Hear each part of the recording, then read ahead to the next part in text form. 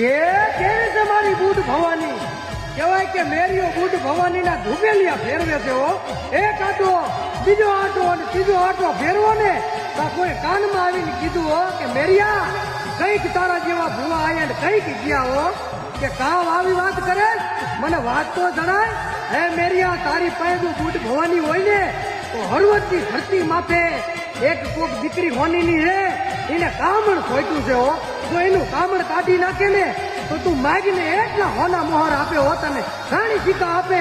અને તેદી મેરિયાએ માં બુટ ભવાનીની કહેવાય કે મુઠ્ઠી ભરી હતી દાણાની અને દોઢ લીધી હતી માતાજીએ દોઢ નો આપી હો અને તેદી આંખમાંથી આવડું પડ્યું કે માં આજ મને દોઢ નથી આપતી અને તેદી કહેવાય કે બુટ બોલી હતી કે મેરિયા મને રૂપિયા હાટું બુટ ને બોલાય ને